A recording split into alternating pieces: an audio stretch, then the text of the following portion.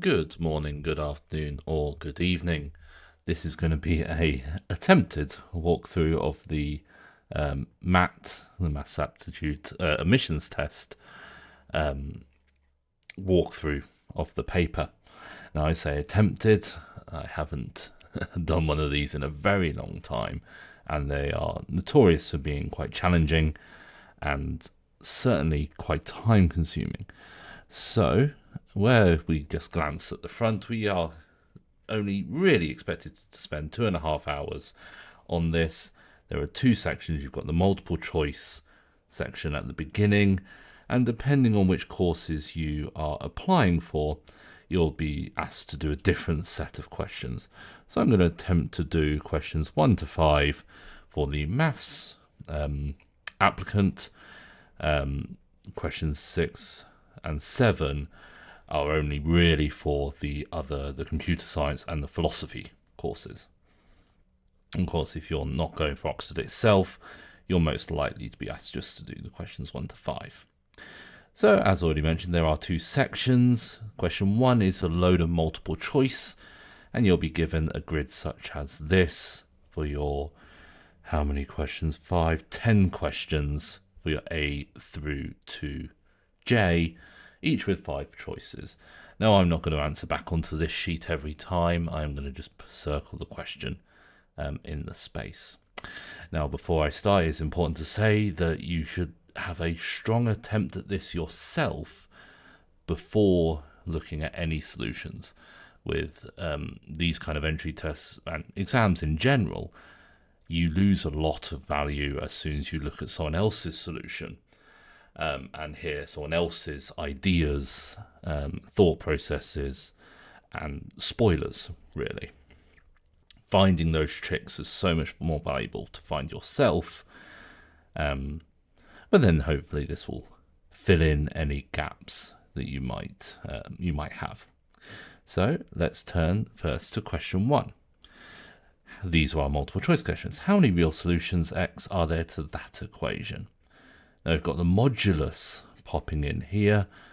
Lots of ways to tackle how many solutions does something have. I've kind of got two ideas here. The first is to split into the two cases. If x is negative, the thing does one setup. If x is positive, the modulus sign does nothing. So you could analyze both of those. Maybe my favorite method just in general is by drawing pictures. So I'm going to try and draw y equals the left-hand side and y equals the right-hand side. Well, the left-hand side, it kind of looks like x squared plus 1. But when x is negative, it's going to be negative x squared plus 1. So on the positive side, it looks like the normal x squared plus 1. On the opposite side, it looks like the negative version. So I think it's going to look something a bit like that. That's my y equals. And y equals 3 mod x. Well, x itself would do something like that, but the mod means you reflect it back up. Now it appears to have 3 solutions. The last solution is missing, whereas this will really be a quadratic. You would expect 4. It appears the last solution is missing. The only thing to check is if these are actually solutions. So I'm going to use my other technique to check if they do actually exist, which is in the x is positive region. When x is positive, I'm doing some rearrangement really quickly straight away. We're getting the quadratic. And a quick think about b squared minus 4ac is going to be 9 minus 4. That's positive, so there are 2 solutions there, which means there are indeed 2 in that region, plus the one on the negative side, and we get that. Now, it is worth analysing, if you had the time in a non-exam situation, analysing the x is negative. If x was less than 0, you get a very similar looking equation. I believe the b squared minus 4ac will still be positive, but only one of those 2 solutions will actually appear. You'll have the one there, but The other solution would be that intersection point there, which doesn't actually exist for this type of equation. So if you did just solve them both and discriminated on both of them, you would have got the wrong answer, unfortunately, which is why I prefer the graph. Question B. 100 circles all share the same center. You've got concentric circles, each C1 up to C100. For each whole number, a tangent to circle n crosses circle n plus 1 at 2 points separated by a distance of 2. Okay, so it looks like there's going to be some kind of iterative thing. Let's go back to my normal color. So we have, let's have C1. I'm not going to claim that my circles are ever going to look like circles. And C2. So C1 has a radius of 1. Now if I can work out the scale factor to C2, I can just apply that scale factor many, many times. For each whole number between 1 and 99, a tangent to the circle Cn, so a tangent to 1, crosses the next circle separated by a distance of 2. So I'm getting a tangent here where I've got R, and that distance there is 2, and this perpendicular distance is 1. Okay, well now I've got a right angle triangle here. I can cut that isosceles with R2 in half. That'll make it a 1, 1.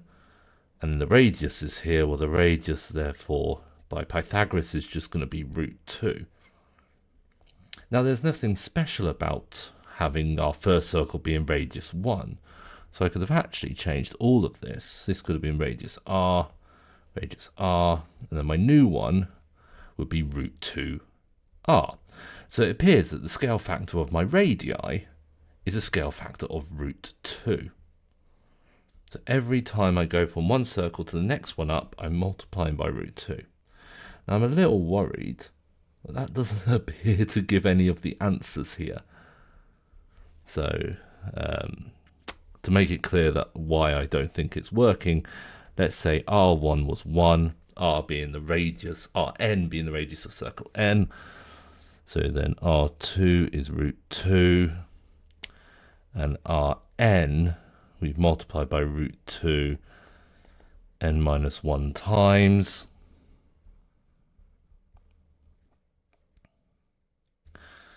And this is a little worrying because this seems to imply that R100 is root 2 to the power of 99, which is way larger than all these. And we would expect the rate of growth to slow down.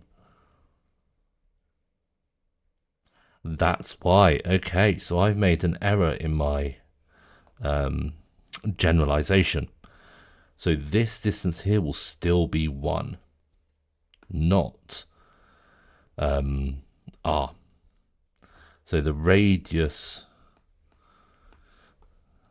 this radius here becomes R, but that is still 2.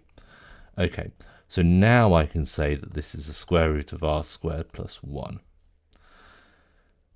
by our Pythagoras, which does make it a bit more challenging. So I'm going to have to think about this combination a bit harder. So this is root 2. My next radius is by this formula here. So really this is Rn plus 1 equals Rn squared. So that's going to be root 3. And now we can see the pattern quite clearly. R4 is going to square that, add 1 is root 4. I'm not going to simplify it. All the way up to R100 is root 100. And our answer is 10. And we can kind of imagine that the circles do have to slow down their rate of increase. And drawing a few more pictures would have definitely made that a bit more obvious. Moving on. That equation looks horrible. Is the equation of a circle, and we need to give conditions on K for which that's an equation of a circle. So my instinct, at least, is to complete the square. So this is going to be x minus 2k squared plus, well, I'll do the full completeness squared, minus 4k squared plus y minus 2 squared minus 4 plus 8 equals. So that's saying that x minus 2k squared plus y minus 2 squared equals k cubed plus 4k squared minus k minus 4. Now, for this to be a circle, we have our x squared, we have our y squared, but this has to be r squared. So this has to be positive. So actually, we're looking for the conditions where that cubic is positive. So let's try and factorize it. One thing to notice is it looks like we've got a k plus 4 going on. And actually, it's quite a nice factorization as far as cubics go. You could have, of course, did a slightly longer technique using the factor theorem to get there. So this is a cubic with roots at minus 4, minus 1, and 1. So if we do that, we need our radius to be positive.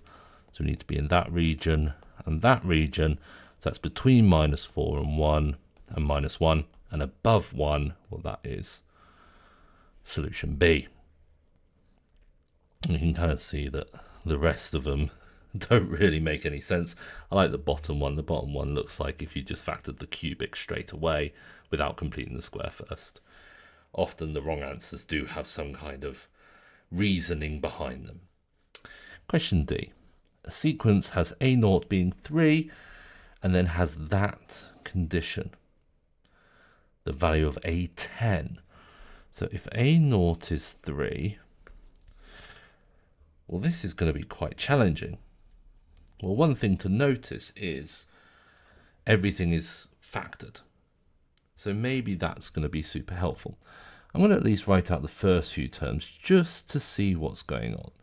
So my A1 is the power 4. And straight away, I'm looking at the answers and I'm trying to see if there's something sneaky. And I can write 8 as 2 cubed, so I can write this as 6 to the 4 over 2. I had to put the over 2 because I want 2 to the 4.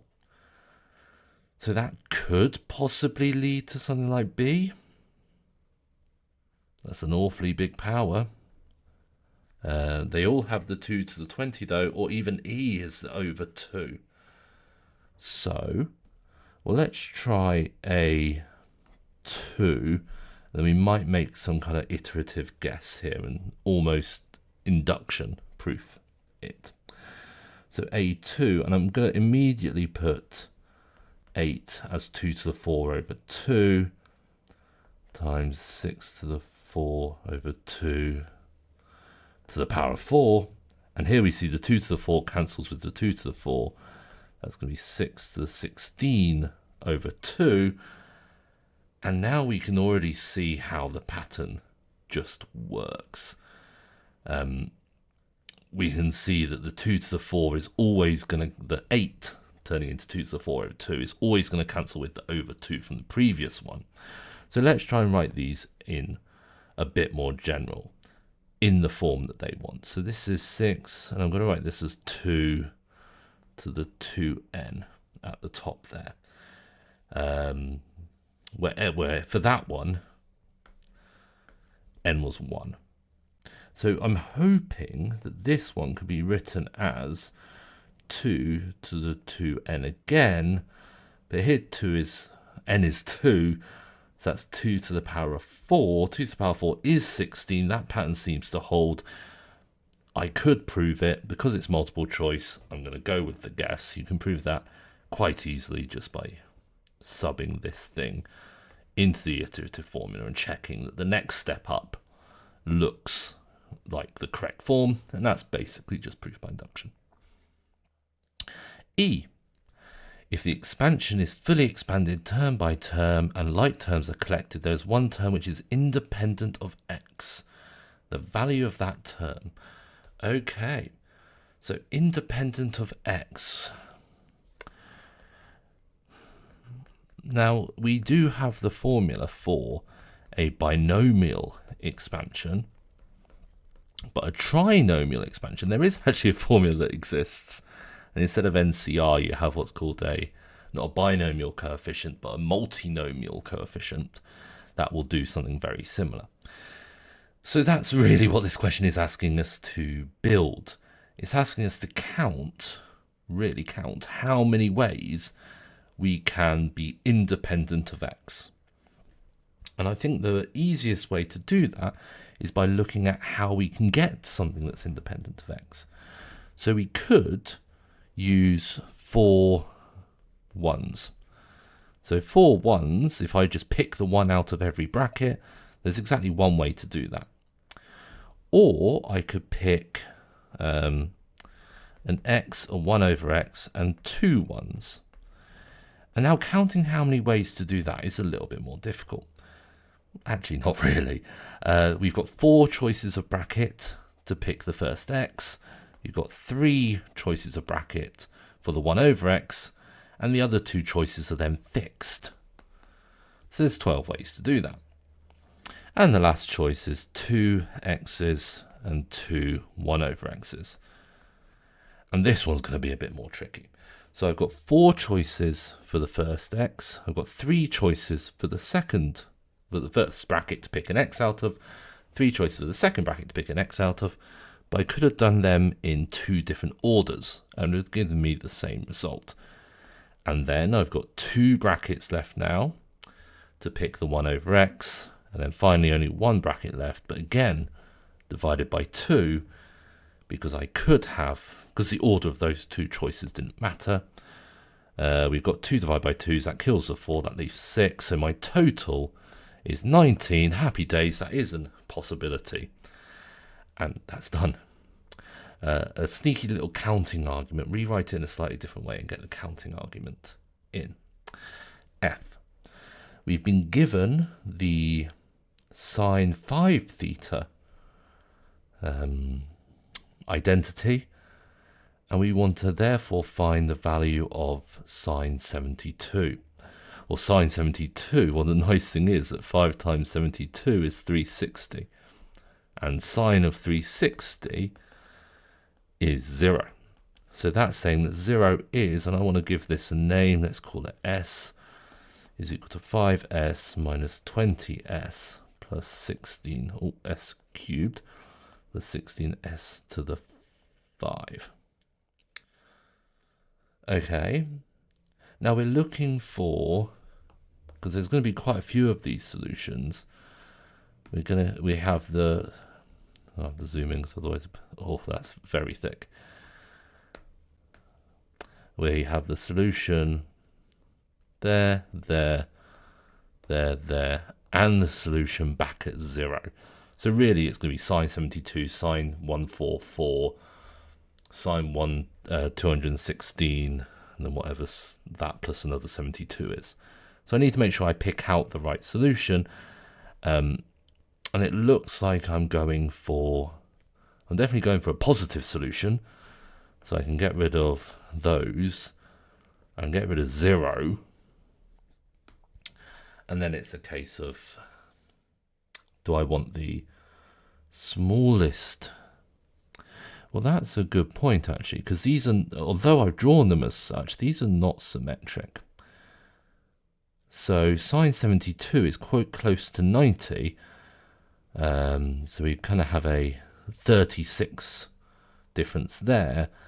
And then 144 is 36 difference here, which will be quite a bit closer down. So I'm actually looking for the larger positive solution, which at the moment appears to be A. Now, if I was a gambling individual, I could just slam A as my answer and be done with it. Now, I'm a bit hesitant. In an exam like this, I would actually do that and just slam that and move on because the time is so tight on these exams. But let's see how I'd actually get there. First, notice that sine of 72 is not 0, so we can divide through by 0. So that's 16. Now s to the 4, 20s squared plus 5. Now, because of the structure of the answers, I'm guessing that these are, I need to use quadratic formula. So this is negative b plus or minus the square root WASB. 400 minus 4 times 5 times 16 over 2a. 4 times 5 is 20, that's 320. So that whole thing is 80. I'm doing some very debatable arithmetic here, or at least structuring of my answers. So that's 4 root 5. 80 is 16 times 5. So I can cancel out a 4 from everywhere. 5 plus or minus root 5 over 8. So S is the square root plus or minus the square root of that. And this is all of the answers that we can see there. And indeed, the answer A, by the symmetry argument that we did up here, answer A is sine 72. It is worth noting that these are non-calculator. So you can't just cheat and calculate each of them and see which one works. For real n, they factored this quartic in a really silly way.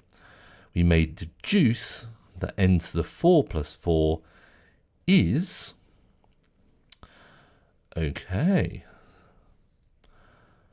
So can we just adjust the factorization? So I'd quite like to change this to n plus 4, n to the 4 plus 4, and have a very similar factorization. Now, we can't directly do that. What I am going to do is sneakily factor out a 4 and put that 4 in here. Now, it's worth double checking that you agree with how I've done that. I factored the 4 out, that leaves a plus 1 on the end. I'll have n to the 4 over 4, but I want to put that inside the power 4. So now I can use the factorization that they've quoted. So this is 4 lots of, but now instead of n, I have n over root 2. So this is going to be n squared over 2. Oh, the n over root 2 kills the root 2. And n squared over 2 minus n plus 1. I'm going to put the 4 back in, because I know I'm going to be talking about prime numbers. Get rid of that phantom 2 that appeared.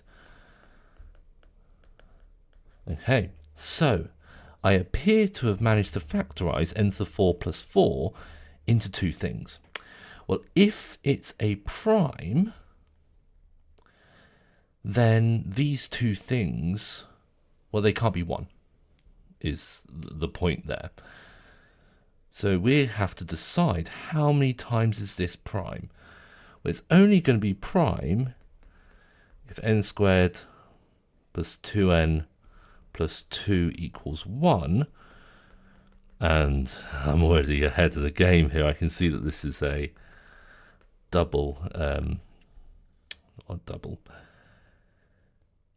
a perfect square, and that is a solution. Now, it doesn't say n has to be positive, so that is a solution. And we can check that negative 1 to the power 4 plus 4 is 5, which is a prime number. So that one works. Or the other bracket equals 1. And in that case, we actually have a very similar situation going on. That's when n equals 1, and that actually leads to exactly the same prime. That gives 5 as well. Now, there's no other way for this to factorize into primes. To be a prime, you have to be itself times by 1. And it is worth double checking that when n equals negative 1, this one has a problem. No, it doesn't. I was just checking that we weren't getting a solution that was just 1 times 1, but we've already checked that because in both cases n to the 4 plus 4 equals 5, not 1. So both of those work. They're exactly 2.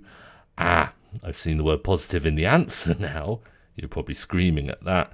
So that is not a solution. It's a prime number for exactly 1 positive value of n. It's only prime when n equals 1. Which is quite an incredibly powerful result. How many real solutions are there to this equation? Okay, well, this looks horrendous. However, this side we can do something with. I'm going to write 1 as log base 2 of 2. I'm going to bring up the power and smush them together. So that side is log base 2 of that thing. So this is really killing off the luns. We do need to be careful, because if we cancel out the luns, things could have been negative and things could have broken. This side I'm going to expand out with the binomial theorem, timesing in the 2. Let's do some cancellations. Let's make it equal to 0. Minus 4x plus 1. Oh, that's unfortunate. I was hoping it might factorize. Now let's actually solve this entirely. Negative b plus or minus the square root of b squared minus 4ac is 12. So that's 2 plus or minus root 3. I've cancelled out the 2 on the denominator immediately. Now, are both of those valid solutions? Well, root 3 is roughly 1.7, so this is roughly 3.7 and 0.3. Adding 1.7, taking off 1.7. Now, they don't appear to cause any problems. They certainly don't cause a problem in this side, because everything's positive. We're subbing in positive numbers. Same on that side. So both of these look valid. I could do some more work to check they're valid, but I'm not going to. So it appears there are 2 real solutions to that equation. Alice and Bob each toss 5 fair coins, i.e. 50-50. Alice wins if strictly more of her coins lands on heads than Bob, and we call that, so the probability of Alice winning is P1. It's a draw if the same number of coins lands on heads. Okay. And that's P2. Okay, so, well, let's call, so that's P1 equals the probability of Alice winning. P2 is a draw. I'm trying to be sneaky here. P3 is the probability of Bob winning. Now, there's nothing special about Alice and Bob. And this is a common trick in high level probability. That means that the probability of Alice winning must be the same as the probability of Bob winning. So actually, I only need to calculate the probability of a draw, because then I can use the probabilities being totals, totaling 1. So let's try and find the probability of a draw. Well, probability of a draw is 1 head and 1 head plus 2 heads.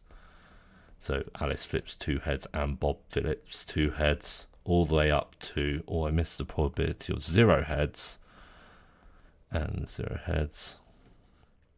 Almost a backwards Santa Claus there, O rather than ho. And let's actually start calculating some of these. So the probability of getting no heads in 5 flips would be a half to the power of 5. That's 2 to the negative 5 times 2 to the negative 5. So that's 2 to the negative 10. The probability of getting 1 head out of 5, well, the 1 head could be in any of the 5 spots. So that's 5 times 5. 5 for Bob, 5 for Alice, over 2 to the 10 plus, well, how many ways can we organize 2 heads? This is another binomial coefficient question. It's 5 choose 2, which is 10. 3 heads is the same as 2 heads.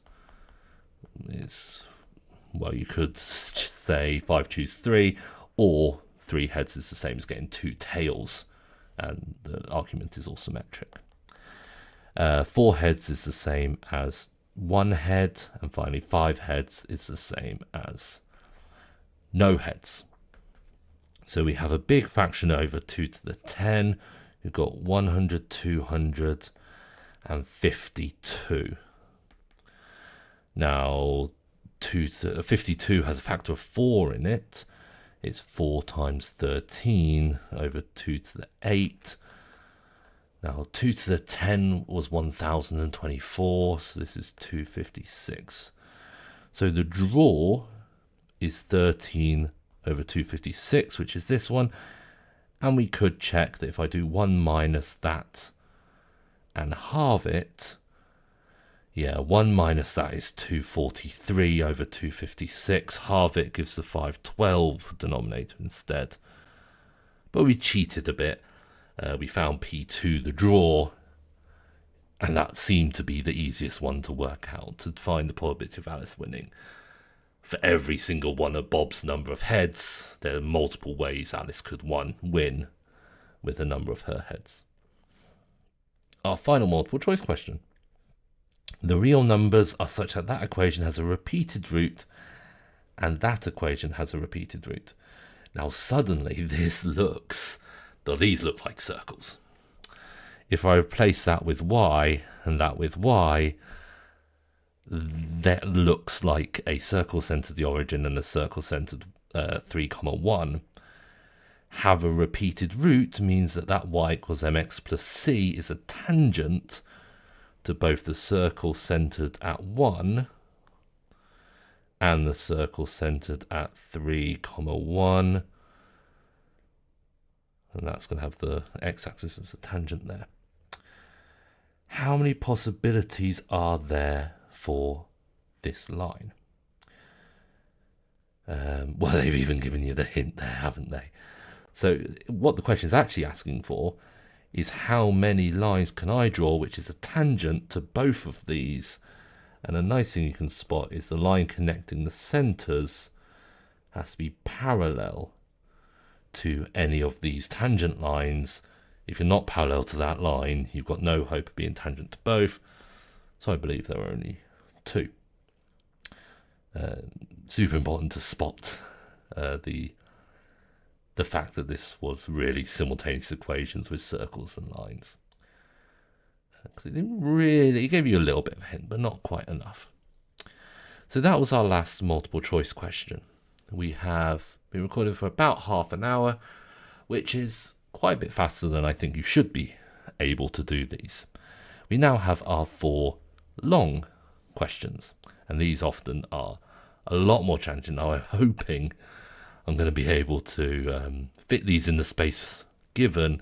There might be some weird zooming in and zooming out to make that so. Suppose x, y, z are whole numbers that satisfy that equation. Show that for any, it's true that that thing also holds, that z squared equals that stuff.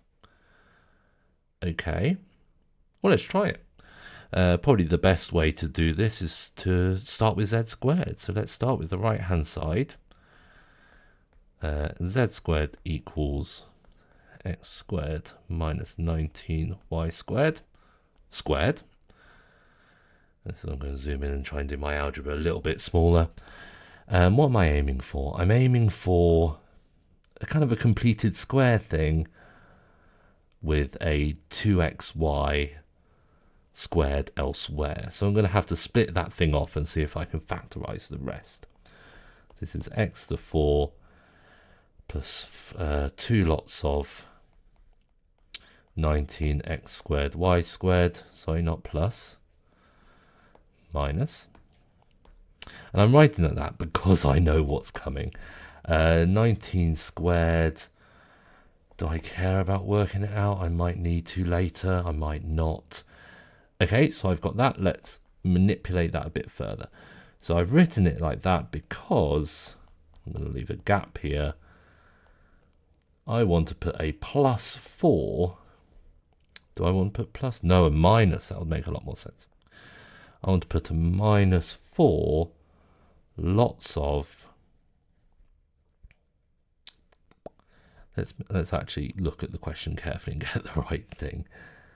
Yeah, that is what I want. I want minus 4 lots of 19x squared y squared. I've already got minus 2 here. To counteract that, I need 2 lots of 19x squared y squared. Okay. And the reason I want that is this thing over here. I now write as 19. I've got 4x squared y squared, which is 2xy squared, which is exactly the weird thing that sat on the end of the expression I'm aiming for. Now let's hope that this thing here can factorize, and this is where I'm kind of glad I didn't work out 19 squared, because it is as simple as that. You can kind of spot, and this is a common thing, if you swap the plus with a minus, you get this extra term over here popping out. Okay, so that's part I done. Let's continue. Let's get that out of the way. Let's continue with part 2. Let's just state quite clearly n is 19. Find z if x is 13 and y is 3. Okay, so does that just want me to do some mental arithmetic? It appears so. Hence, well, I'm going to do the first part first. So z was equal to x squared minus 19y squared. X is 13. 13 squared is 169 minus 19 lots of 9. The 3 squared. So that's 169 minus, now 19 squared, 19 times 9 is 19 times 10 minus a 19 is 171. Is that right? I could also do it as 9 times 10, 90 plus 81, yes. So z is negative 2.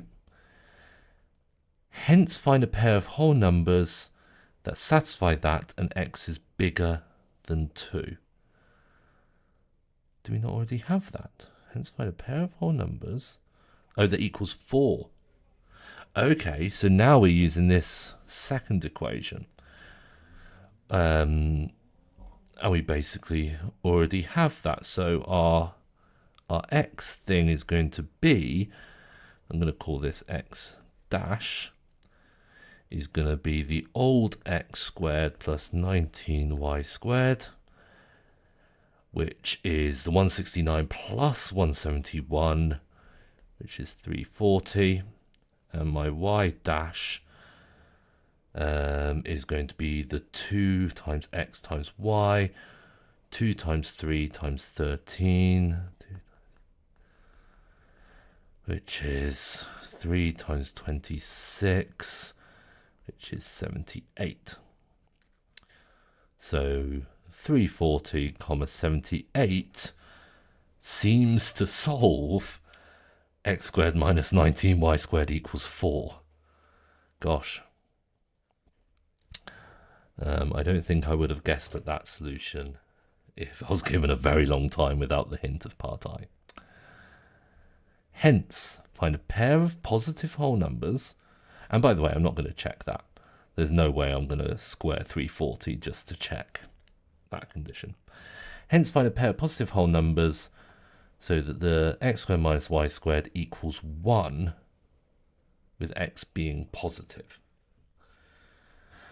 Okay, now I've read the next part of the question and I know the answer to the next part of the question, but the first part I actually need to think about. So I need to find x squared minus 19y squared equals 1. And it is a hence again. Okay, so this is where we get... Oh, nice. Okay, so, and another sneaky trick. We have this equation already with our x dash and y dash. Well, if I divide through by 4, which is a way to manipulate it to make it equal to 1, I have this set up. Really sneaky right there. Which means the solution, I had 340, I halve it, I had 78, half of 78 is 39. Oops, you don't see, is 39. So that is a solution for which x squared minus y, 19y squared equals 1. Is it the only pair of solutions? Well, no, actually, because if we apply part I,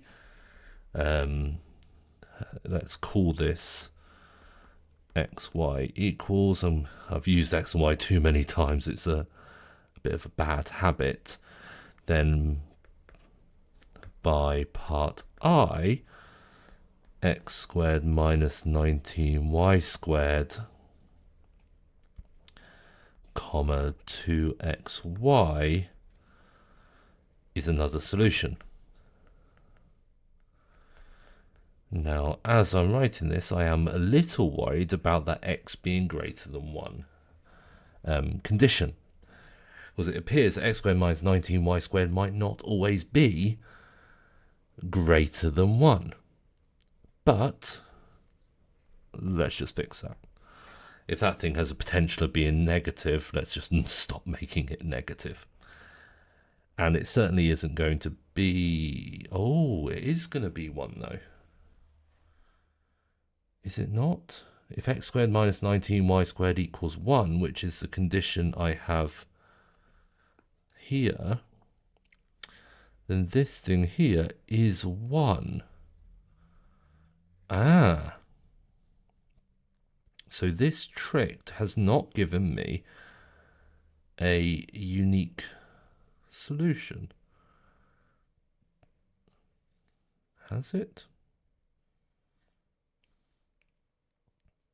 Oh, because it's plus. Because it is plus. So panic over. And again, this is where exam technique is so important. Questioning absolutely everything.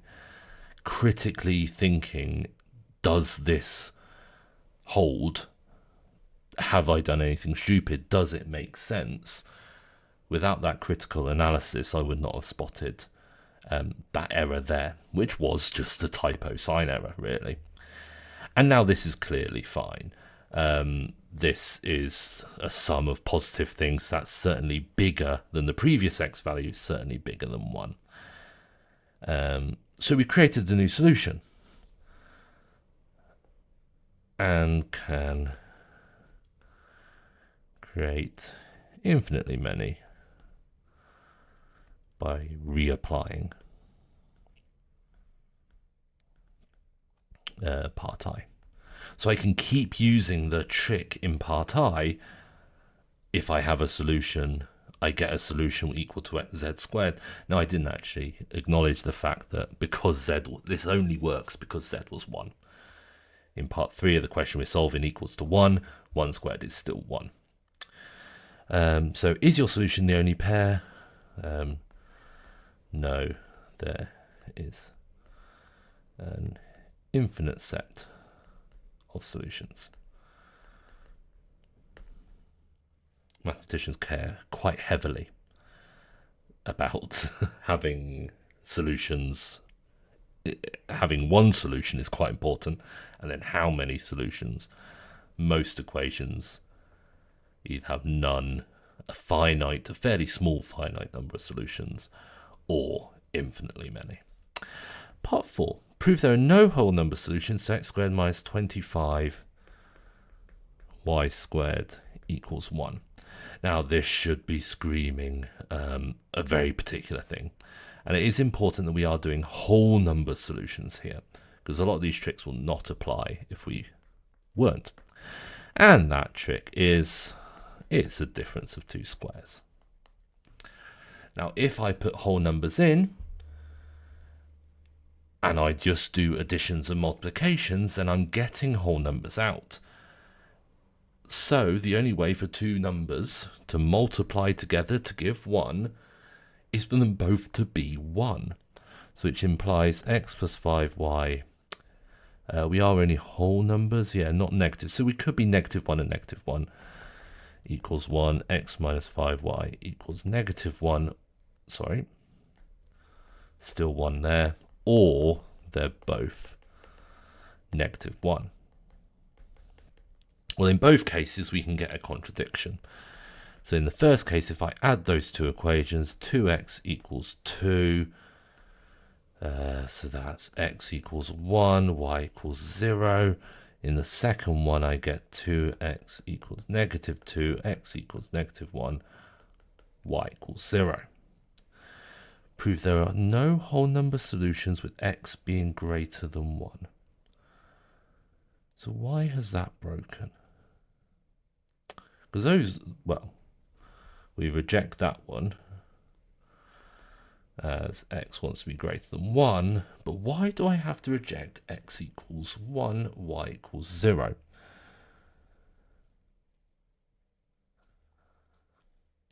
Let's look right back at the beginning.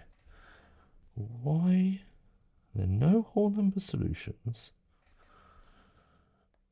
X equals 1, y equals 0. Why is that not a solution? Suppose they're whole numbers that satisfy that. I'm just rereading the whole question now. Hence find pair with x being positive. Prove there are no whole number solutions. So I'm really doing a proof by contradiction here. There are no whole number solutions to that with x being, strictly greater than 1. Look at your inequalities carefully. So reject both as x is strictly greater than 1, so there's a contradiction, therefore no integer solutions. And that's the proof of part 4 done. Part 5. Find a pair of positive numbers such that x squared minus 17y squared equals 1 with x being greater than 1. Okay. Minus 17y squared equals 1. Now, this is a classic of these kind of questions. We've been using minus 19 the whole time. We've just done in part 4 showing that it breaks with 25, but 19 was prime, 25 was square. So maybe all the tricks that we've done so far with 19 work. So certainly we have one solution of 1, 0. That is a solution, but that's not going to be a solution that we care about. Now I'm also realizing that if we do use a trick like this, with one of them being 0, 2xy is going to be 0, which is no good. And if we do briefly look at the workup in part I, nothing about the number 19 was special. So I can just replicate that x squared plus 17y squared minus 17 lots of 2xy is equal to 1 squared is equal to 1. Now that's not helpful because the 1, 0 solution is still a 1, 0 solution. Now, is there any other? Because I don't want to really go squaring loads of numbers and subtracting off 17 lots of other square numbers. Because at least, well, in part 2 we saw the solution of 13, 3. They're relatively big numbers. I don't really want to think about my 17 times table that high. Now, saying that, there might not be much choice.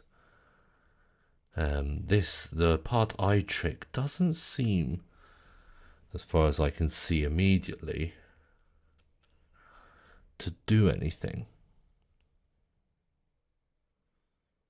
It might just be you need to brute force this, but they don't like doing that. At least a lot of my experiences via STEP. The Cambridge entry exam rather than the Oxford entry exam. And it's completely unheard of for them to get you to do a hard calculation, basically. The tricks that they give you and they push you towards almost always set you up perfectly for it.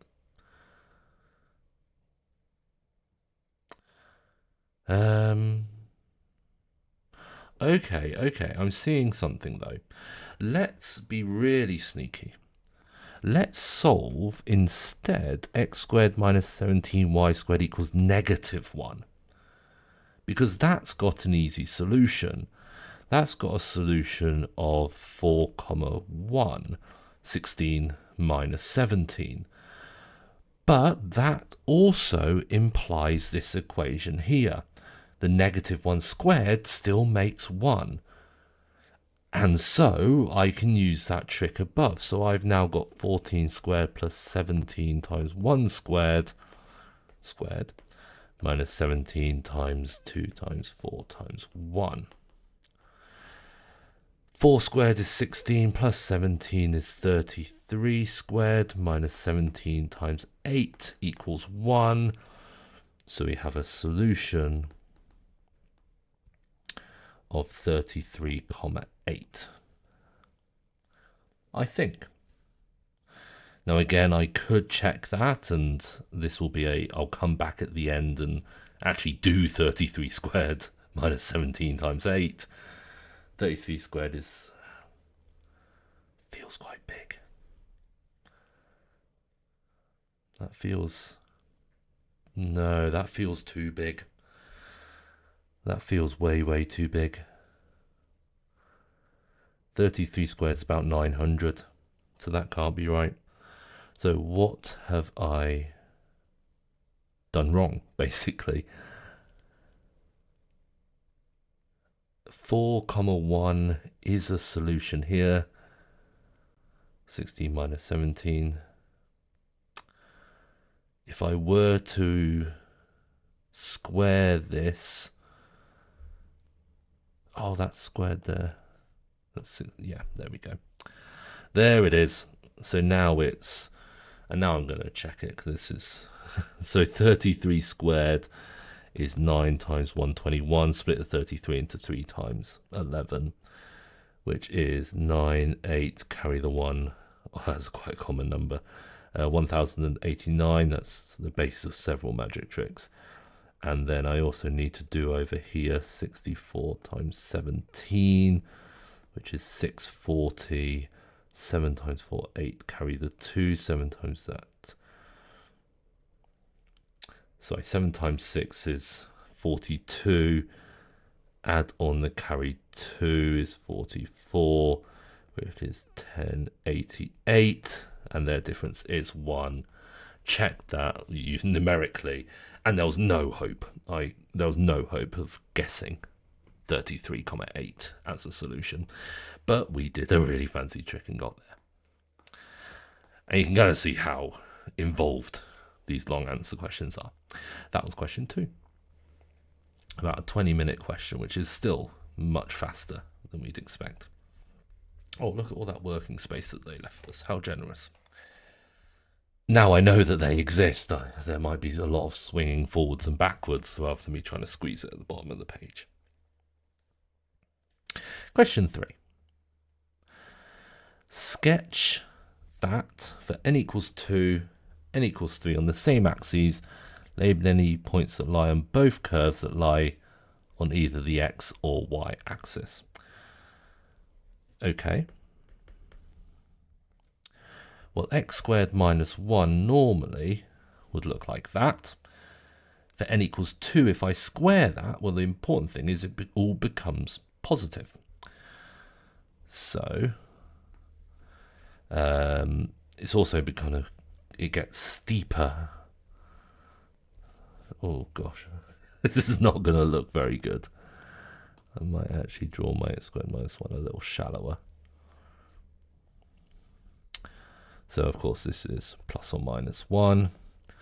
If I square this curve, well, that's going to come. Now it's going to still be smooth, so it's going to come touch there. I'm not symmetric whatsoever. So what I'm going to do is move my y-axis.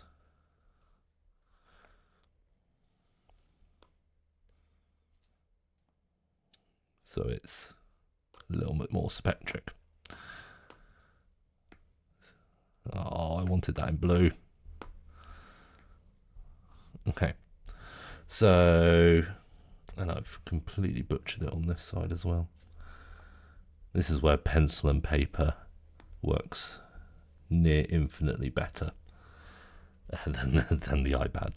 So that was y equals x squared minus 1 squared.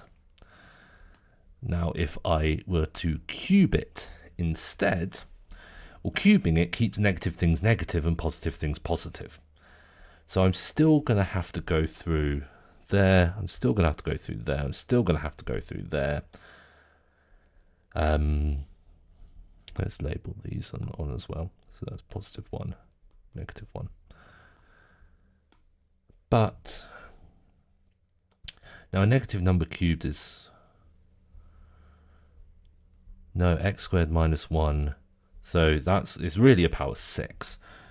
So I need to go, kind of giving that a wiggle there. Gosh, that does not look good. I'm going to follow there, come down, have a minimum there. I'm trying to make it obvious that there is a point of inflection when we cross that +1, because we're having that +1 and -1 solutions multiple times now. For the blue curve, we had each of those solutions once. For the purple, we have them 3 times. It's a triple solution. For the n squared, it's a double solution, which is why it just touches at those points.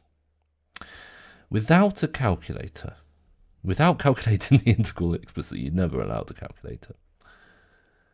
Without calculating the integral explicitly, explain why there is no positive value of a for n even. Well, y equals x squared minus 1 to the power of n for n even is greater than 0. Greater than or equal to 0 for x greater than 0. So the integral between 0 and a, if I'm integrating from 0 to anything, I'm integrating a positive area of x squared minus 1 to n. And to make it a little bit more rigid, let's say is strictly greater than 0 for x greater than 0, x not equal to 1. So as soon as I have any positive x, my integral has to be strictly positive. Without calculating, explain why there's no positive value for a for any positive a. Okay, so those two parts both felt like just setup to me. If n greater than 0 is odd, we will write n equals 2 to the n minus 1, define am to be the positive number that makes it equal to 0. So you can certainly see with my purple curve that there is going to be a spot where that area matches that area, and the integral is therefore 0. So we're going to try and find that. Okay, we will write n to be that. Explain why such a number am exists for each number m greater than or equal to 1. Okay, well, so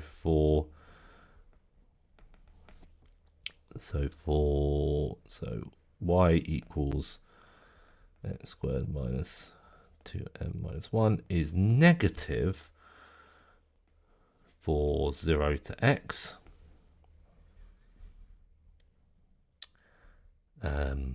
How do I want to argue this? And I'm realizing I don't have a lot of space. I've started writing on this part. So the integral between 0 and 1 minus 1 2 to the n minus 1.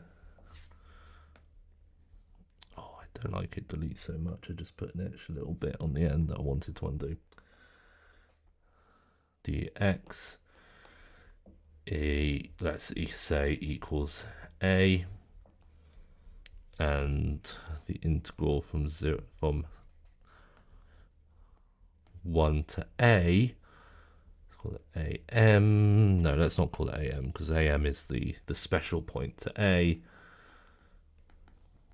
Dx is increasing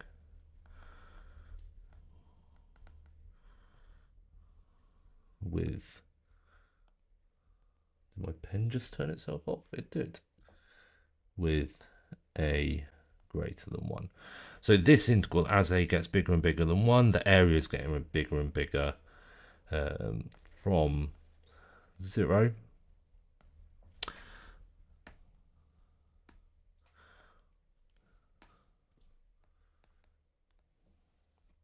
Which implies some am such that the integral between, not from 0, some integral from 1 to am of x squared minus 1 to the 2m minus 1 is equal to negative a as required. Now we should note that the a here is negative, so that negative a is positive. I could have wrote that in a better way, and there's much better ways to formulate that argument, but you can see the intent. We start with some negative area. That negative area has some fixed value. As we keep going further and further, the negative, we can make the positive area match the negative area. Okay, find A1. And it also implies the method that I think we're going to employ. So part 4, find A1. So I'm going to do exactly what that argument implied. I'm going to try and find the integral between 0 and 1 of x squared minus 1. Let's make sure that I'm getting the power right. A1 is when m is 1, 2 times 1 minus 1 is the power of 1. N is therefore 1. A1. Just make sure the logic is sound. Okay, so that integral is a third x cubed minus x between 1 and 0. That's a third minus 1 minus 0 is negative 2/3, which is negative, which is what we expected it to be. So now let's try and do the integral between, now there's probably a better way to do this. Could I not just solve it equal to 0? I'm going to scrap that idea and try the integral from 0 to a. And I'll put this equal to 0, because I think that's actually going to be quite a bit nicer. And I actually already have it above. That's a third a cubed minus a equals 0. Yeah, and then that's an easy enough equation to solve. We don't want a to be 0, so that's a boring solution. Third a squared minus 1 equals 0. A not being 0 means I can divide by it. A squared equals 3. So a is going to be root 3. Again, reject the negative solution. I want positive. So a1 is root 3. Prove that a2 is between root 2 and root 3. Okay. So I'm hell-bent on trying to use that argument. So I'm going to try it again. So let's go for the integral between 1 and 0 of x squared minus 1 cubed. A2 when m is 2, n is 3. That integral doesn't look easy. That doesn't look like an obvious integral to be able to do. I don't really want to expand it out. Actually, I'm going to go to a again. I'm going to commit. There's lots of ways to show that something lies between two values, and I'm now thinking of using a change of sign style approach. Instead of trying to do the integral twice, once with a horrible upper limit and a lower limit of 1. Okay, well, I need to expand this out. This is x to the 6 minus 3 lots of x to the 4. Another example in here about knowing your binomial expansions incredibly well. So that's a 7th x to the 7 minus 3 4/5 x to the 5 plus x cubed plus x between a and 0. So that's the 7th. X is not x anymore if I've subbed in the limits.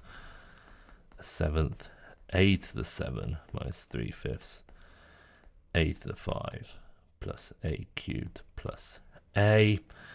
And I'm going to do something a little sneaky because I know what numbers I'm subbing in. I'm going to factor out a over, do I want to do it over 35? Get rid of all the fractions as well? Might as well. So that's 5a6 minus 27a4 plus 35a squared plus 35. Okay, and let's call this f of a. So now I'm thinking about doing a change of sign, so I'm going to sub in root 2. So this is root 2 over 35, and this is why I did it. I wanted to have only even powers of a in the calculation spot. So a to the 6 is a squared cubed. That's 5 times 2 cubed minus 21 times root 2 to the power of 4, which is just 2 squared, plus 35 times 2, plus 35. And all I care about is if this thing is positive or negative. 40 minus 84 plus 70 plus 35. Yeah, that's positive. Now I'm hoping, therefore, that f of root 3 is going to be negative. And I'm just replacing all my 2's with 3's. And let's see. 5 times 3 cubed. That's 27. That's 135? No. 135. Yeah, 135. Minus 9 times... This doesn't look very negative. This does not look very negative. Oh, because I've got a sign wrong earlier. Again, critical thinking as you go. Always be looking for errors. As soon as something feels wrong, chances are something was wrong, and you should desperately go and fix it. Because otherwise, you're going to get yourself into a lot of trouble. And be very careful as well that you fix it fully. So now, is this now positive or negative? I need to go back and check whether this calculation was positive or negative. I'm actually going to do a little bit more simplification to check. We have 110 from the 40 and 70, and we're subtracting 119. Double check that slightly. Yep, which is negative. Okay. And with the root 3, let's make sure I correct the error all the way down. So 135, that's going to be 189. 35 times 3 is now 105 minus 35, which is root 3 over 35. Plus 240 minus, now 189 and 35, going to be 224, which is positive. So therefore, f of a has a change of sign, which implies f of a equals 0 for some root 2 less than a less than root 3 as required. That's exactly what part 5. Oh gosh, I've been enjoying these really small. I thought it was at the bottom of the page. Which is exactly what the question wanted us to do. Prove that root 2 is less than a2 is less than root 3. Without calculating further integrals, find the approximate value of am, where m is a very large positive number. I can use the without proof that is negative from 0 to root 2. So it's bigger than root 2, Okay, well that makes me think I need to draw another graph. So when m is really large, so let's think about the curve, what is it, vi? Let's think about the curve as m gets ridiculously big. I only care about the positive part, really. Of y equals x squared minus 1 to the power of 2m minus 1. Well, it has to start at minus 1 when x is 0. It has to go through 1. But as our power gets bigger and bigger, our curve is going to shoot really close to the y-axis. Anything slightly less than 1 to a huge power goes to 0 very, very quickly. And as soon as we come out the other side, we're going to shoot up really, really fast. Anything slightly bigger than 1 goes off to infinity as your power gets larger and larger. Which means that the area here is very small.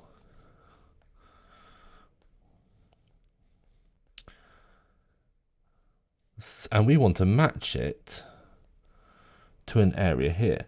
Now we've been told that the integral between 0 and root 2 of this thing is always negative. So if I don't quite get to root 2, then I haven't gone far enough. So this is implying that AM is greater than root 2. Now, I haven't been told anything else, have we? For any sufficiently large value of m, that integral is negative.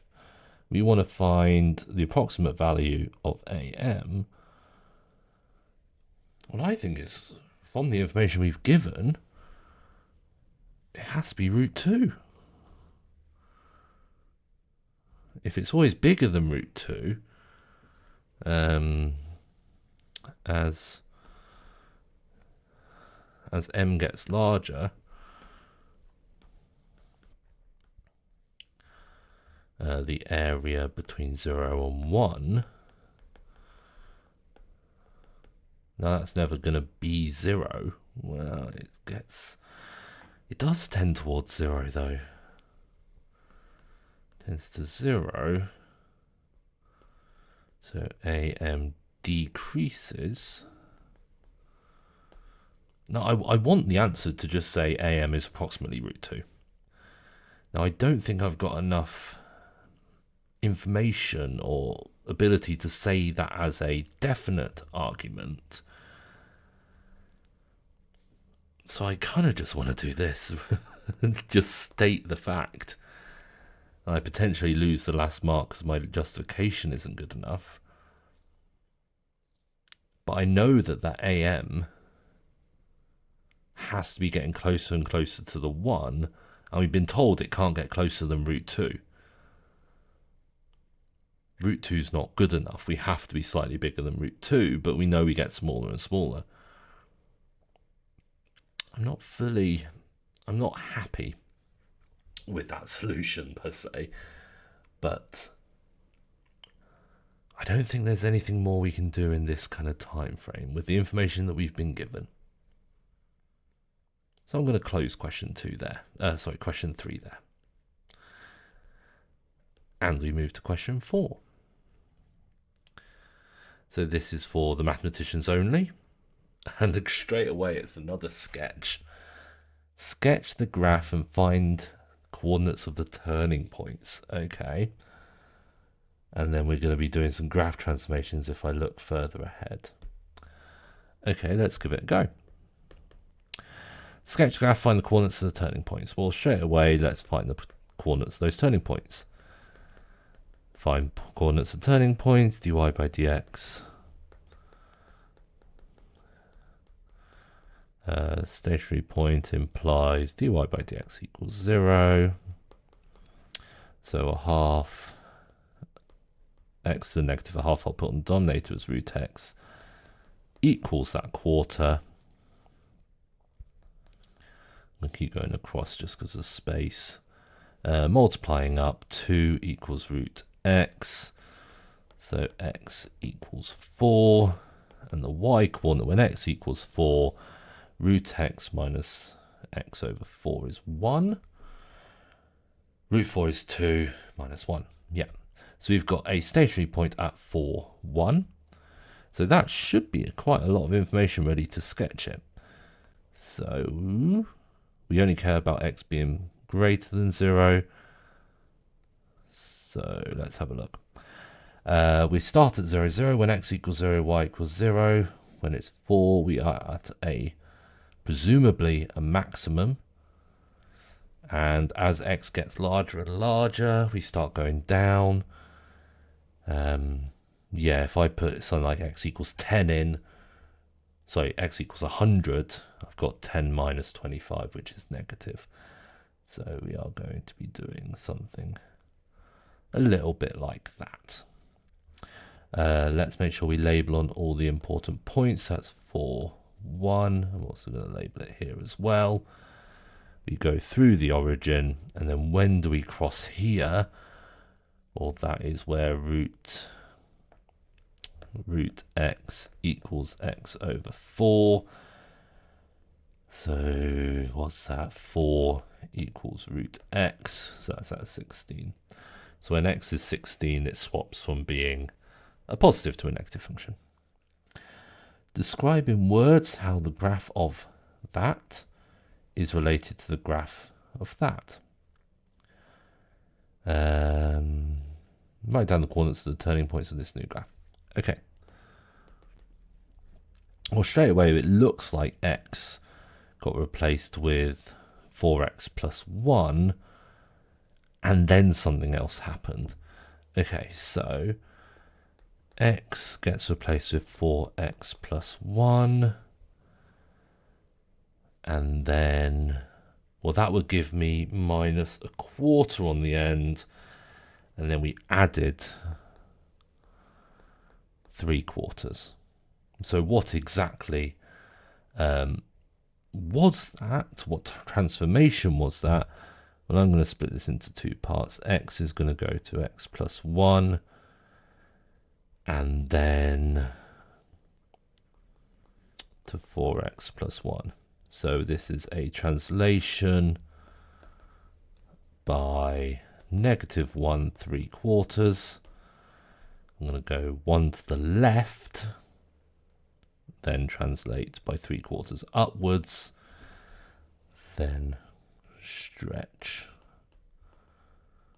scale factor, well, just sorry, stretch scale factor 1/4 horizontally.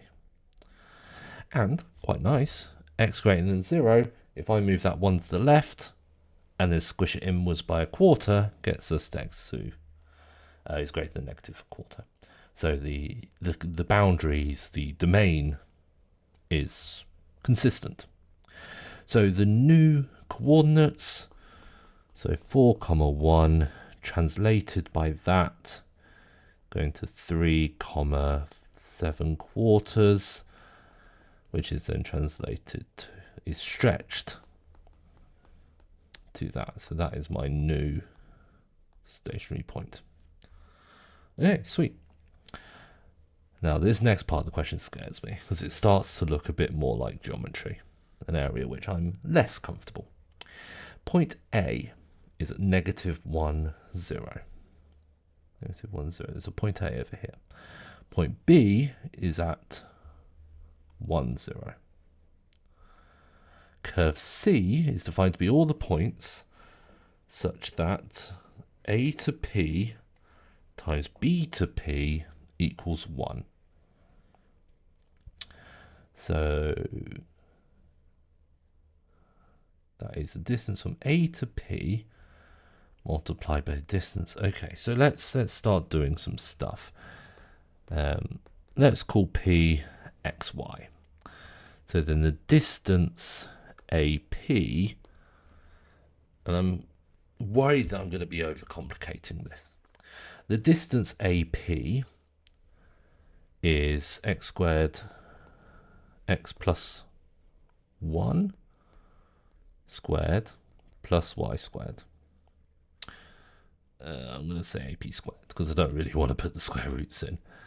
And BP squared is x minus 1 squared plus y squared.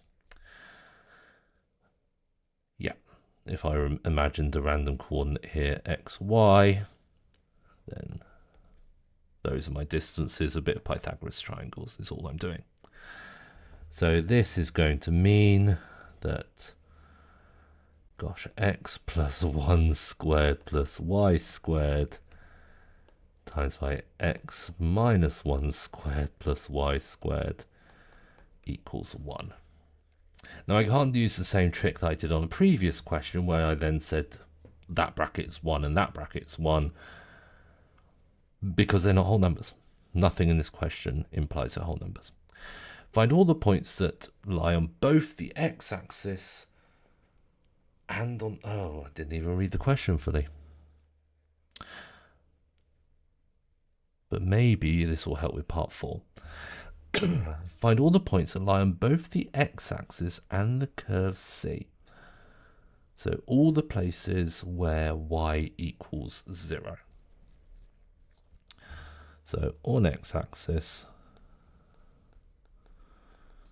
y equals 0, which means x plus 1 squared, x minus 1 squared equals 1.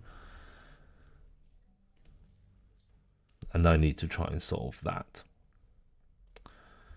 Well, I'm going to do a bit of difference of 2 squares, and I'm going to square root everything. So I get the plus or minus, so then x squared is either going to be, if it was plus 1, that becomes 2. If it's minus 1, it becomes 0. So x can be 0, root 2, or minus root 2. So those are all the places where that condition holds. And that's weird.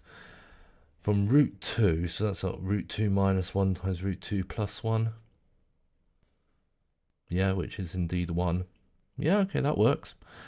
Find all the points that lie on both the x-axis and the y-axis. So let's actually write them as points as 0, 0, root 2, 0, and negative root 2, 0.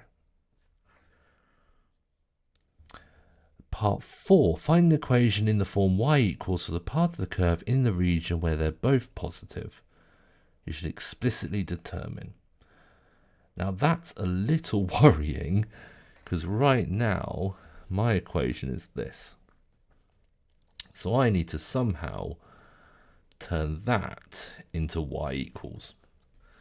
Now I do have the condition that we're just dealing with our x and y being positive. So that's promising. Is that helpful? Well, it's going to be difficult. We do need to be very careful here. Now, the only way to get y equals in something like this is to expand it out and do a complete the square. Because really this is a quadratic in y squared in the aspect that we're trying to deal with it in. So, deep breath, let's expand this out. Now I'm getting an x plus 1 squared plus x minus 1 squared. Do I want to expand those out as well? The middle terms do cancel. I'm going to get a 2x squared plus 2. The x plus 1 squared gives us a plus 2x in the middle. The x minus 1 squared gives us a minus 2x in the middle. Plus the x plus 1 squared x minus 1 squared equals 1. Now I should label this as the right part of the question. If you are trying to follow along with the chaotic working, I apologise. Hyphy. So now to try and complete the square. So this is y squared plus half the coefficient of that, x squared plus 1 squared. If I were to expand that out, I get the first term, I get that middle term, but I don't get what's on the end. So I want to subtract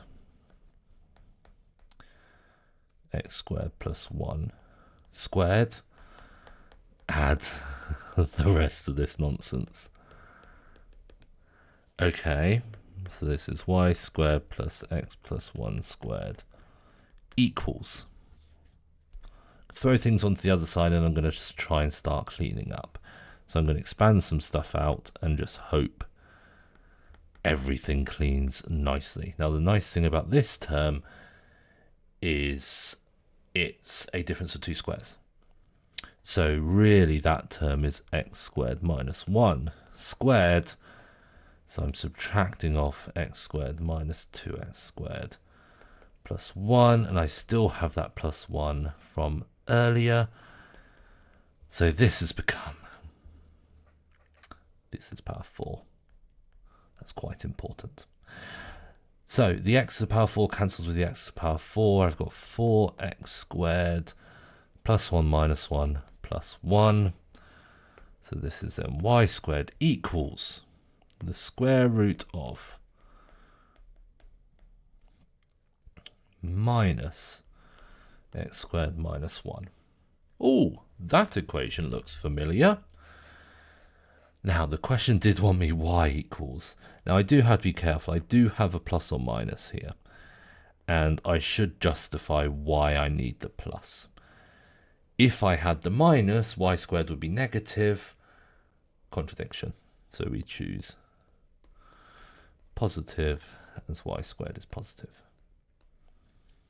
So then y equals plus or minus the square root of minus x squared minus 1.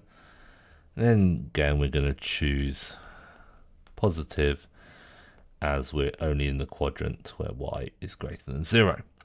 So this is y equals f of x, which is the square root of 4x squared plus 1 minus x squared minus 1, all square rooted. And in the middle of that, I did make a weird explanation, expulsion? I don't know what the right phrase for that, because that looks very much like this function here, but with, well, really it's with y squared instead of y and x squared instead of x, which, yeah, it isn't that useful. Use part 2. Oh, there we go. To determine the coordinates of any turning points of the curve in the region positive, positive. Okay. Well, let's try and do that. So I'm going to go back to, what is this, part 5? Y squared equals the square root of 4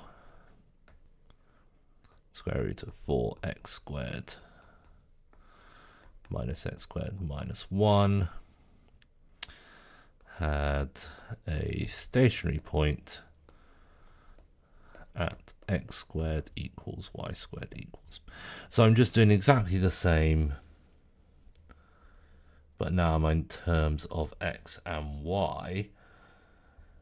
Now, really, can I do that? Is that a thing that's allowed? Can I just replace y with y squared and x with x squared and expect the stationary points to be in the same place? I don't think I can. I don't think that's something that's allowed. So I'm not going to. Instead, I'm going to take the hint from the first part of the question. So let's instead consider, but then that translation doesn't work as well. I kind of want to think about this equation here, but with x squared instead of x. But then the translation that we did to explain the second part doesn't work.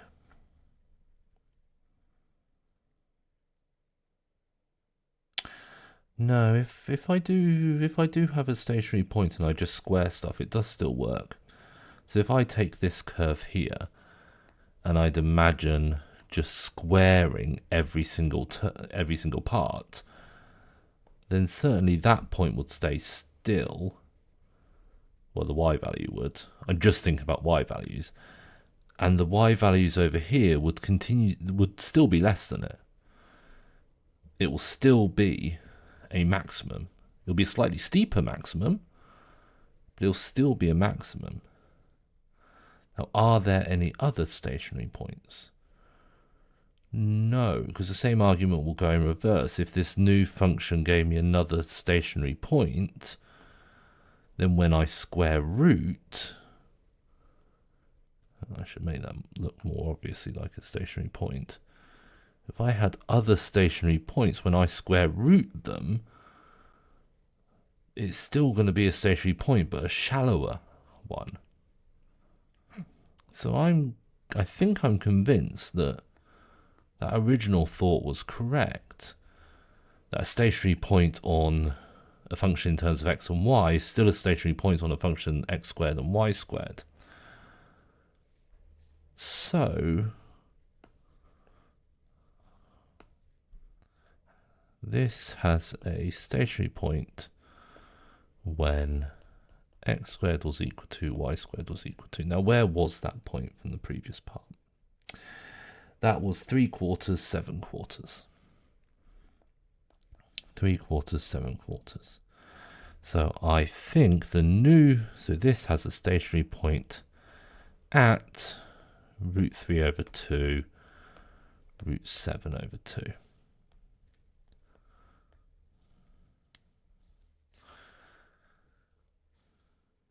Again, I would probably want to confirm that with a little bit more care. But with a function like this, you're going to be implicitly differentiating. Probably the easiest way to find stationary points of that. And even then, you've got chain rules going all over the place as well. I think I'm convinced. Considering it said to use part 2, I'm convinced. So now, sketch the curve. So now I need to try and sketch this monstrosity, and also in other regions. And that's the kind of the scary bit. So we have a stationary point at root 3/2, root 7/2. Now, one thing that we should notice is really we've got a load of plus or minuses going on. So let's worry a little bit about that. Now, when x is 0, y is still 0. We have a stationary point at root 2, root 7. So when x is positive, y is positive. I should also work out where this crosses the y-axis. That's not as obvious. Can I do that from the translation? We had our original was crossing at 16, 0. What did we do to it? We did some translations but that's not going to work because we're going to translate off the x-axis.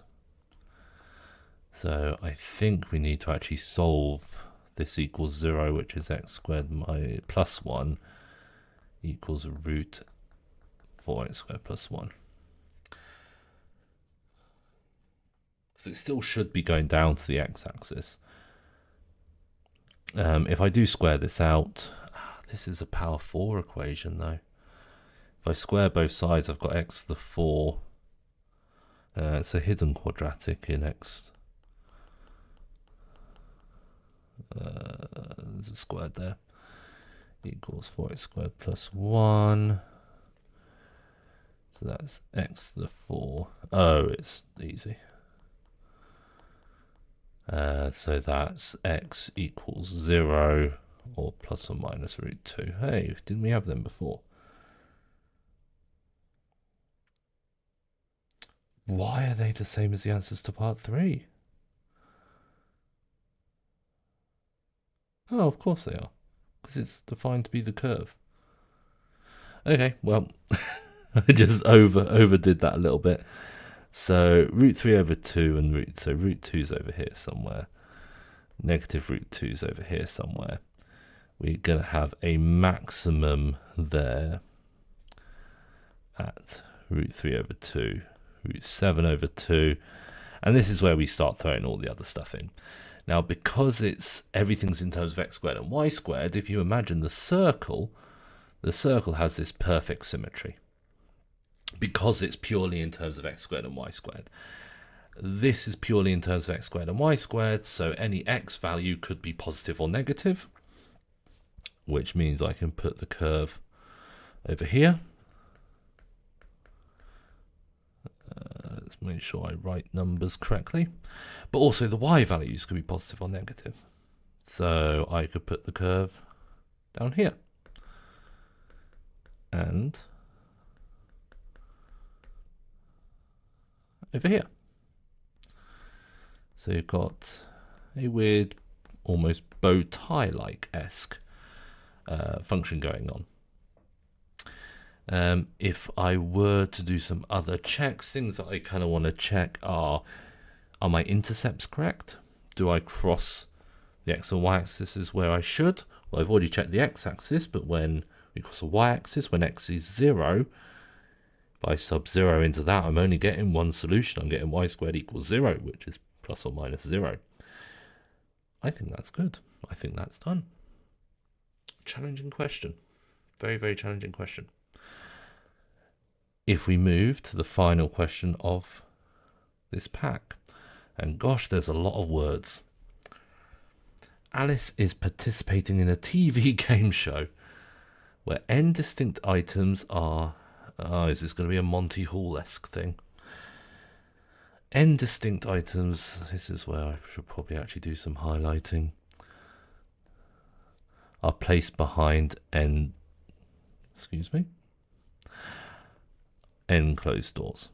The game proceeds as follows. Alice picks a door which is opened. No, she opens the door immediately. And the item behind it is revealed. It's then closed and the host swaps the item with one of the neighbouring doors. So you've got a load of doors.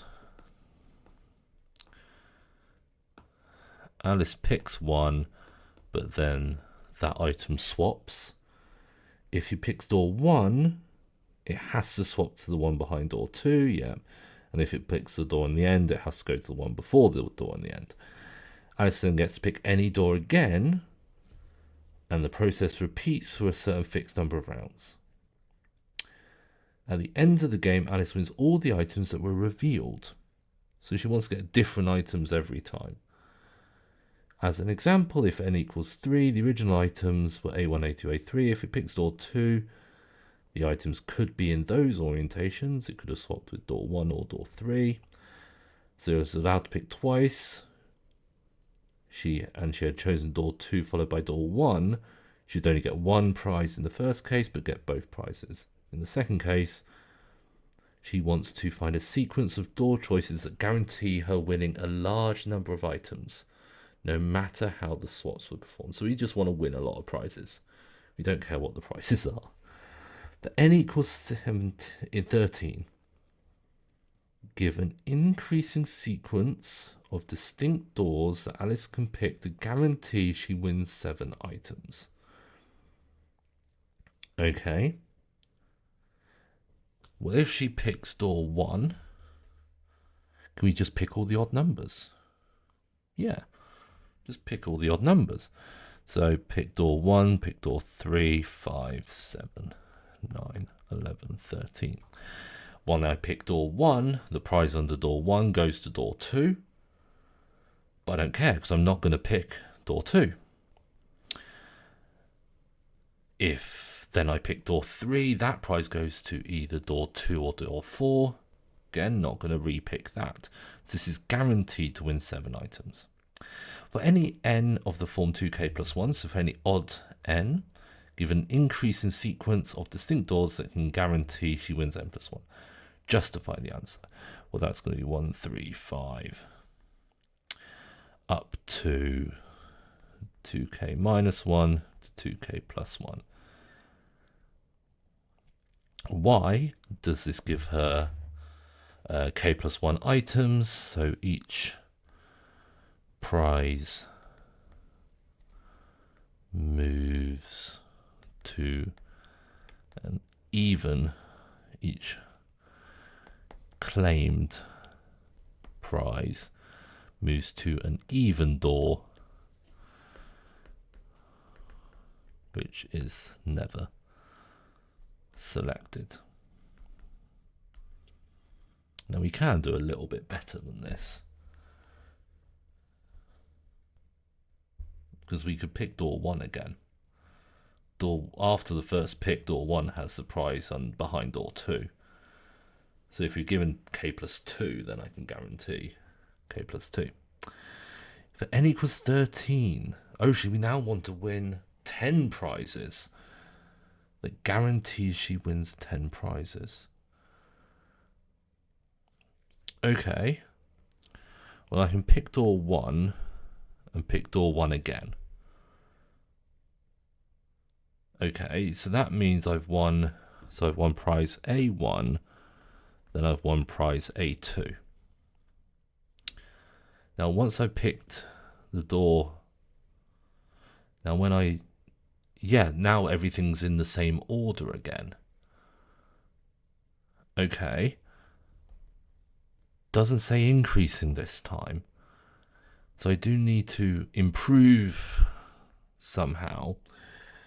So I could do the same on the other end. I could pick door 13 and win the prize behind the 13th prize. I can pick door 13 again, which wins the prize 12. Now I need 6 more. I need 6 more prizes. How many odd numbers are left? 5.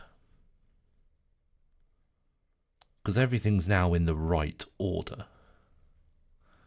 After these swaps, the prizes have all been put back exactly where they started. So I can't pick door 2 or 12, because they have prizes I've already claimed. I can pick door 3 to claim prize A3.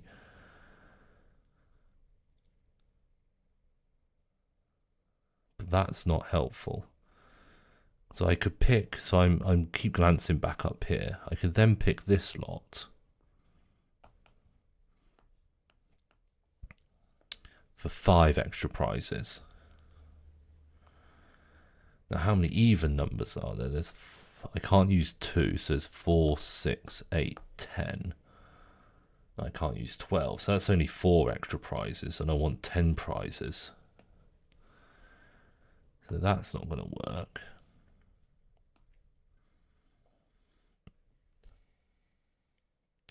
Sequence of 10 doors to guarantee she wins 10 items.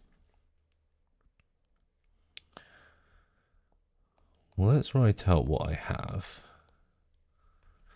in a consistent manner.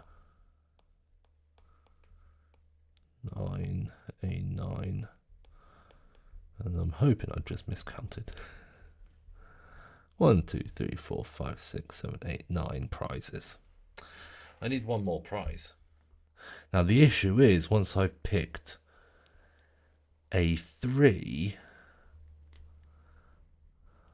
I could just pick A3 again. I could just pick door 3 again. No, I can't. I can't pick door 3 again. But can I not do it in the middle? Okay.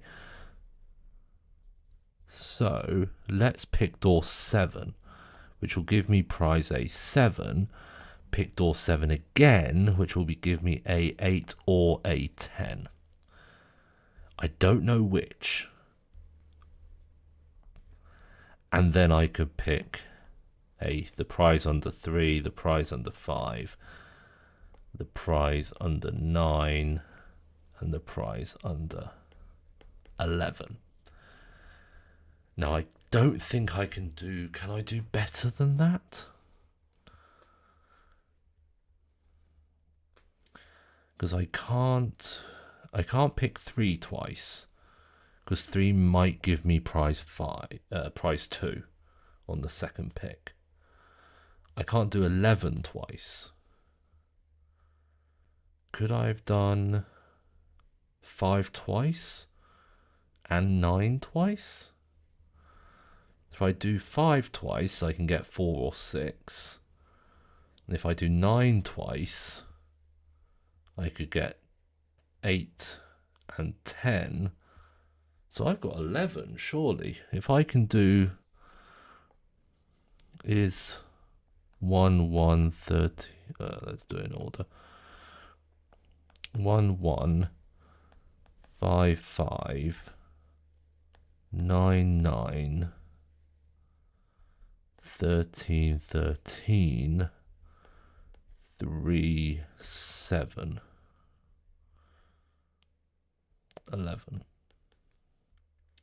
1, 2, 3, 4, 5, 6, 7, 8, 9, 10, 11. That seems to give me 11 prizes.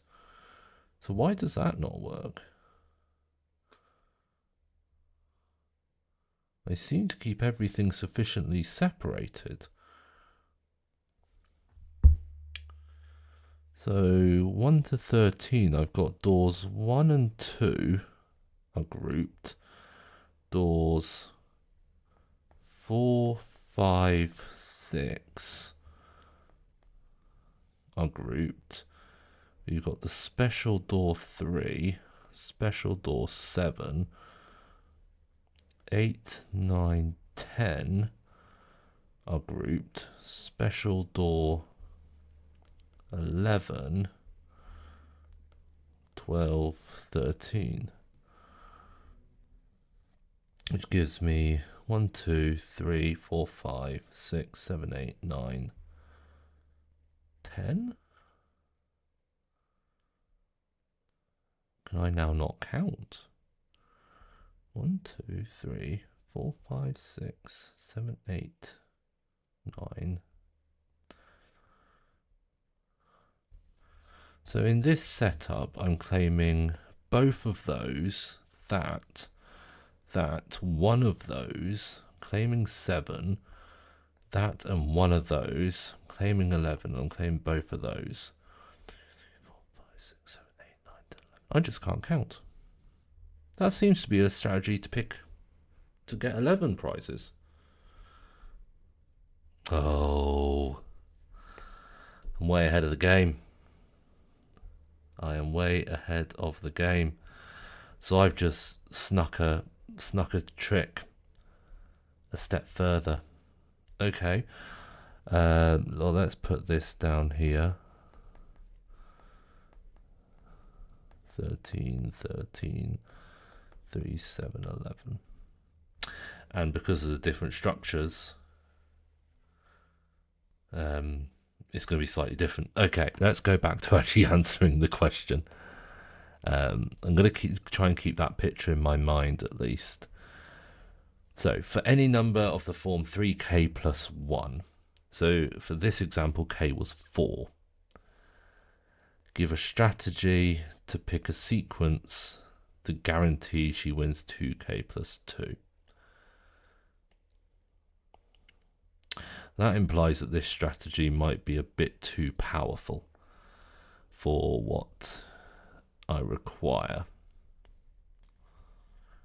So that implies I've kind of split it into groups of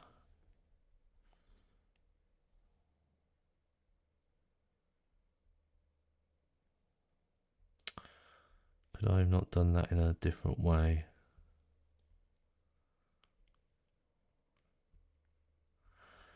I'm now thinking about this strategy in a slightly different way. I could go 1, 1, 4, 4. So that gets me, so 4 could be 3 or 5. I don't want to overlap with 5. So that's 7, 7, 10, 10, 13, 13. And that strategy looks much better for how the numbers are working. That's 10. Yeah, I jumped ahead a step. So that's going to be the tactic which I'm going to explain for the any n. So for any n of that form, give a strategy to pick a sequence to guarantee. So we're going to pick 1 1 4 4 7 7. Now each of these are a pair, so the last pair would be going to be 3k plus 1, 3k plus 1, and 3k minus 2, 3k minus 2. Briefly, so this is, it's going up in threes from 1 to there, so this is k plus 1 pairs from 1 to 3k plus 1. Going up in threes is k plus 1 pairs of 2 or 3 doors, which can't overlap in the price swapping. Now you could again word that better with a lot more justification. That might not be good enough as it is, but I'm going to stick with it. Okay, well, we're going to go back to some small numbers first. For n equals 3, give a sequence of length 3 of doors that Alice can pick to guarantee she wins all 3 prizes. Okay, so if we pick door, well, I can't pick door 2. If I pick door 2, I don't know what's moved into the middle. So let's pick door 1 and claim prize A1. And let's pick door 1 again and claim prize A2, because that's swapped into that spot. And then let's pick door 3 for the final prize, and that claims all of them. Length 5 is going to be just as simple. I'm going to go 1 1 to claim the prize behind 1, the prize behind 2. Jump to the other side, claim 5 5, which will claim the prize behind 5, which swaps to claim the prize behind 4. And finally, I'm going to pick the last prize, which hasn't had a chance to move because I haven't gone near it. So 1 1 5 5 3 claims that. And the sequence of 13 doors so you can pick is there. For any n, give a strategy that will win 3k plus 2. Well, now I just need to word that strategy there. So we're thinking about our odd numbers, so we're going to pick 1 1 3, 5 5 7, 9 9 11, etc. We're going to pick 4k minus 1 only once, and 4k plus 1 twice.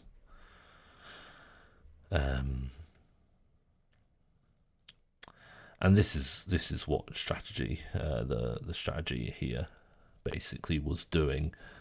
We've paired everything up. We kind of left one extra door in those gaps to just make the gaps smaller. I could justify that, but I want to do the n equals 6 case. Is there a sequence of any length that she'll guarantee win all 6 items? And choose that she... Okay, so we can start just picking, just repeatedly picking doors now. So we can repeatedly pick the same prize, but we need to guarantee. So we can go 1 1, which guarantees prize 1, prize 2. We can go 6 6, which guarantees 6 and 5. Now we're back in the right order. However, we need to claim 3 and 4. Well, if I claim 3, I don't know whether 4 has swapped into the 3 spot or 4 is still in its spot. And each time I do 3,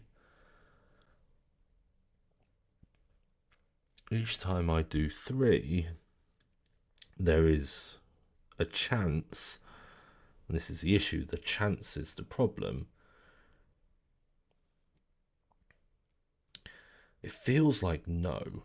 It feels like that if there's a predefined list, I can chase around. I could just always get unlucky. I can always send the thing that I want to the wrong place.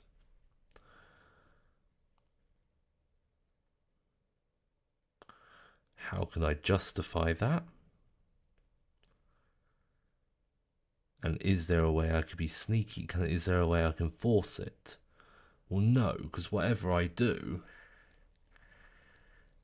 there's a 50-50 chance of doing what I want it to do or not. And I don't know if it's done what I want or not. But is there a case where I kind of set it up that even if it didn't do what I want, I can still get it? So at this point here, our prizes are 1, 2, 4, 3, 5, 6, or 1, 3, 2, 4, 5, 6. Because I swapped 1 and 2, I swapped 1 and 2 back, I swapped 5 and 6, I swapped 5 and 6 back. Then 3 has either swapped with 4, which is that first case, or swapped with that, which is the second case. Now, do I see what's behind the door?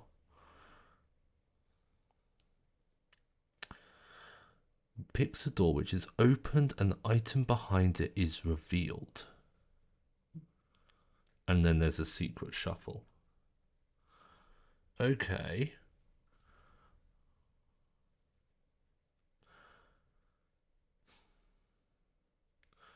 So can I use that information?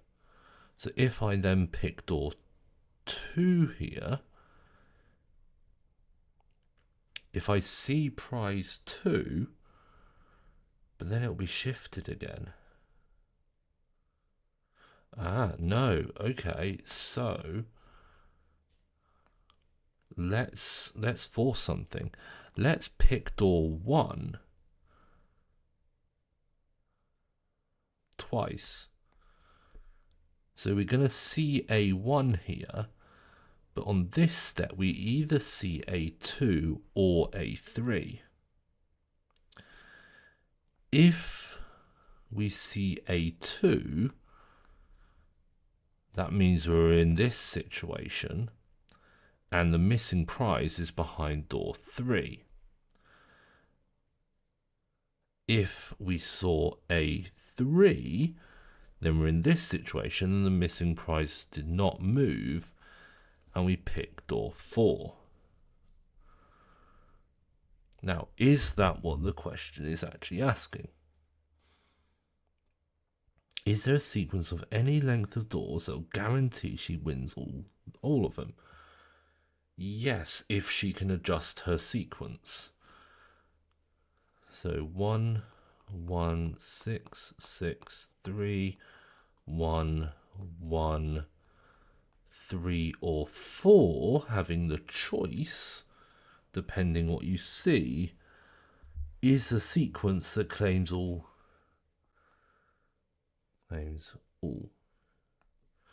Now, does she have to predefine that sequence beforehand is the question.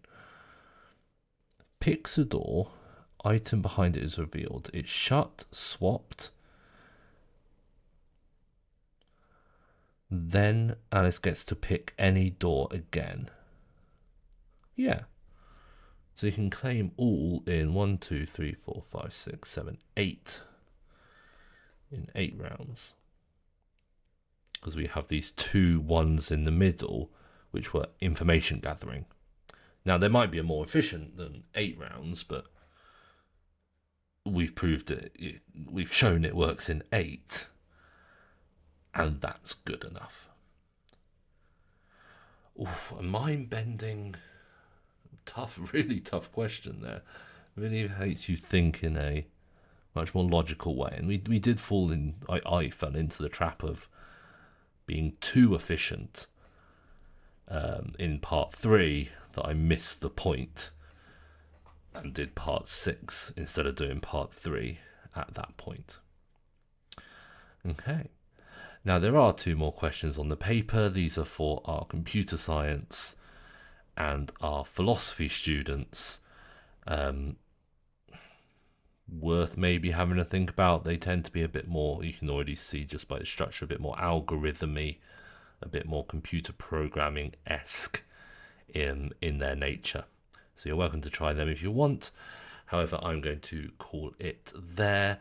Hopefully some of those thought processes were helpful. And if you do spot any errors or want to discuss any of this further with me, please do. Otherwise, have a wonderful rest of your day.